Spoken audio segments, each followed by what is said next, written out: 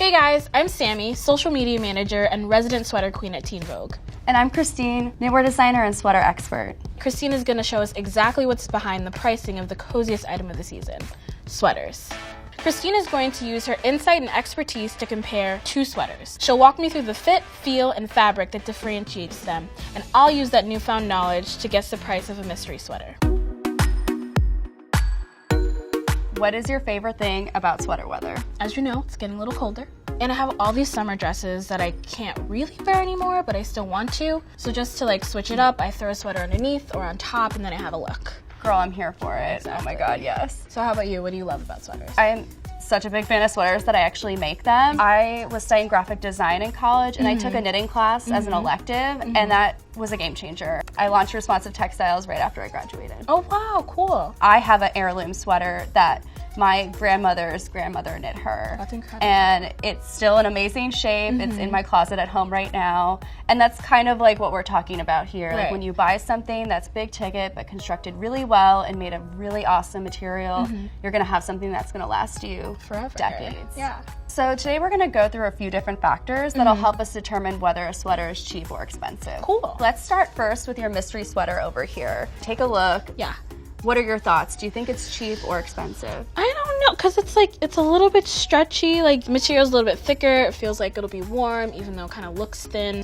But when you look at the seams, they're decently done, but you can also, there's a little bit of string hanging out. I don't know. I'm gonna go with cheap. Cheap. So do I get a prize? Yes. Really? No. Oh. Let's get started. Okay. We're gonna start off with fiber content and length. Basically, fiber content is what makes up the yarn. Right. Where did it come from? Right. If it's a synthetic, then it's man-made. If it's a natural fiber, then it either came from a plant, like a cotton or a linen, or it came from an animal, like your cashmeres and wools. Right. In addition, it's important to look at fiber length. The longer the fiber, the more advantageous it is. The fabric's gonna feel smoother, Right. it's not gonna pill as easily, which makes it stronger. So it's just gonna last longer and feel better. Exactly. Like if you ever have a wool sweater that's itchy, chances are, one, it's a low-grade wool, and two, it's short fiber content. So those little fibers are sticking out and abrasing your skin. Right. So how do you test the fiber length? In store, it's really hard. You're gonna have to mainly go off of feel. Right. I would say sometimes on the labels, it'll say combed if it's a plant-based, which means that does have a longer fiber length. Pima cotton or Egyptian cotton, Right. those have long fiber lengths. With a wool, if it's worsted, that's gonna be a longer fiber length. Okay. Yeah. If it was just me in my studio, I would do first a burn test, which you definitely can't do in a store. Right. But you would burn the end of the yarn first. If it melts, then it's a synthetic. And if it burns, then it's a natural fiber. Right. If it smells like hair burning, then it's a protein-based. And if it's more ashy and charcoaly, then it came from a plant. Oh, okay, cool.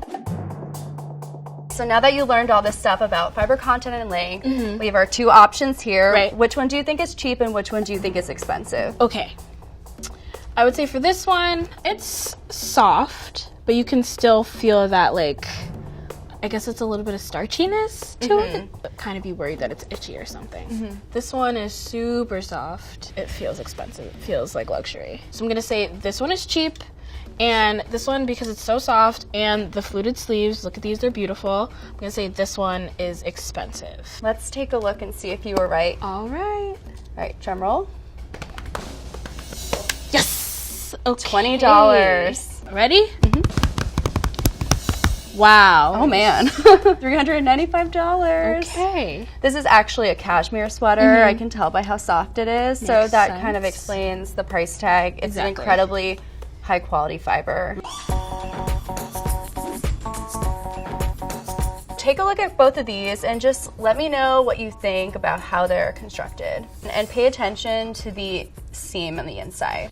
You can actually see, right here, the stitching, right? But this one, you can't really see the stitching. But you can obviously see the seam inside. What you're picking up on is really important because they are constructed two totally different ways. Right. This is a cut and sew piece. The rolls of fabric were laid out and stacked on top of each other, and they were cut and then serged together. Okay. Whereas here, this is actually a full fashion piece. And what that means is the panels were knit to size on a knitting machine. Okay.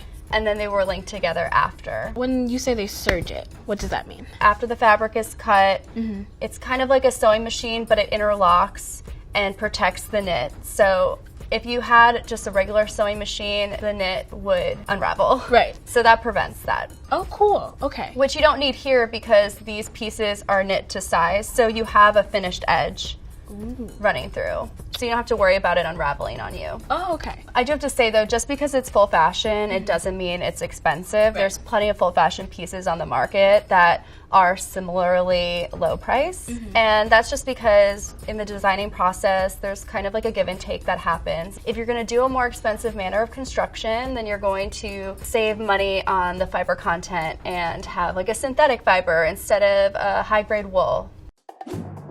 Earlier we talked about fiber content and length, and now you know more about construction. So between these two pieces, which one do you think is cheap and which one do you think is expensive? Okay. Based on what I've learned so far, I'm going to say that this one is the cheap one. I don't want to be wrong. And this one is the expensive one. It seems like it might be a full fashion moment. Right. Okay, let's take a look and see if you're right. Ready? Oh, Okay. $34. Now let's look at the second one. Oh, all right. Oh, wow. $150.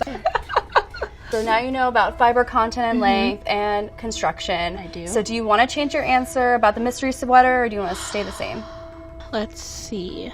What kind of seam do you think that is? I don't know if it's because it's thicker, but it doesn't seem like a cut and sew. But at the same time, you have these like extra fibers attached, which I feel like if you're paying a lot of money for a sweater, that's something you look at and kind of avoid. I think I'm still gonna go with cheap. Okay. All right, cheap. Take a look here between sweater A and B. Pick on the inside, find that seam, and then look on the front. And what do you see? Oh, interesting. You can't really tell where the seam is looking back to front unless you like split it open. Okay, and actually that's a great thing. So slightly pull it apart and look at the seam a little closer.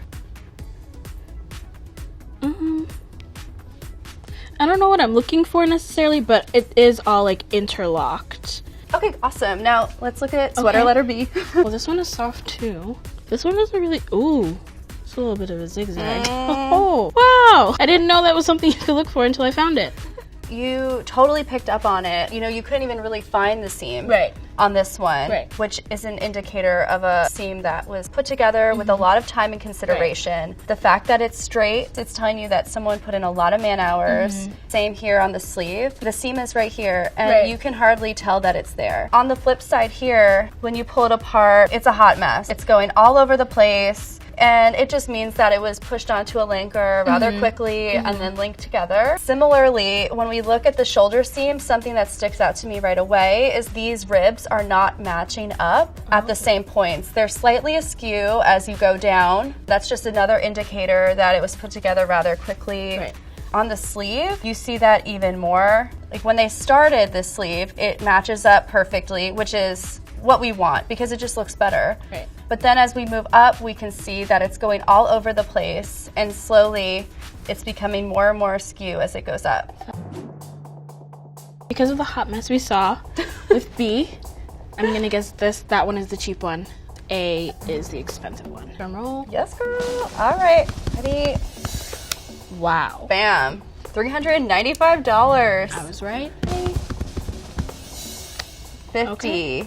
Interesting. This price point reflects just the amount of time and effort. Right. These pieces are seamed by a person who has to literally push these stitches onto the machine, and the more time you spend to keep it nice and even, the more expensive the piece is going to be. Now that you've learned about fiber content and fiber length, sweater construction, and how to notice those little details, what do we think about the mystery sweater over here?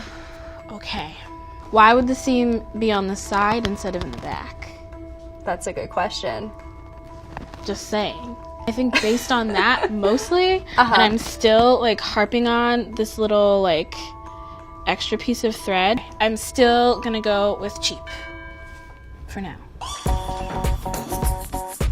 Last but not least, we're gonna talk about dyeing. Okay. Here we have 2 sweaters. I'm wearing one. Okay. And then we have our mystery sweater over there. Take a look at the fabric and how it's dyed, and let me know what you think. You can get it close. Okay. So this one obviously has a mix of like colors. It's heathered, right? And this one, the way it's dyed, it almost looks like it's supposed to be a pattern, or that it was dyed before and then put together. Okay. Wait, aren't all clothes dyed before they're put there? So no. No. Oh my gosh. Fun fact, the clothes that are dyed after they're put together, those tend to be very simple construction pieces, including sweaters, actually. You were right. This is heathered. What that means is it was stock dyed.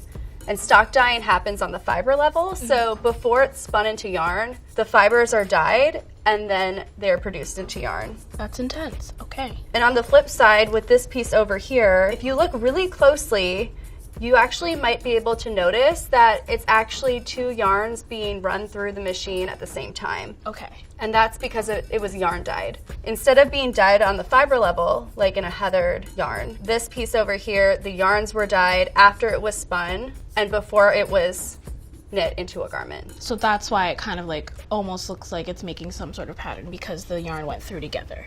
Got it. Exactly. So between these two, Right. the mystery sweater and my sweater, which one do you think is cheap and which one do you think is expensive? I think I'm going to stay strong and continue, or maintain rather, that this one is cheap and that your sweater is expensive.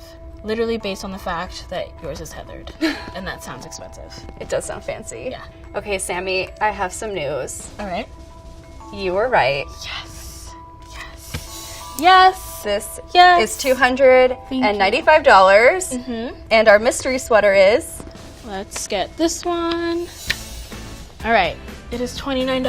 I was right. You were right. I was right. Thank Yes. you. I won. Thank you. Well done. Yeah, that was powerful. intense. That was very intense.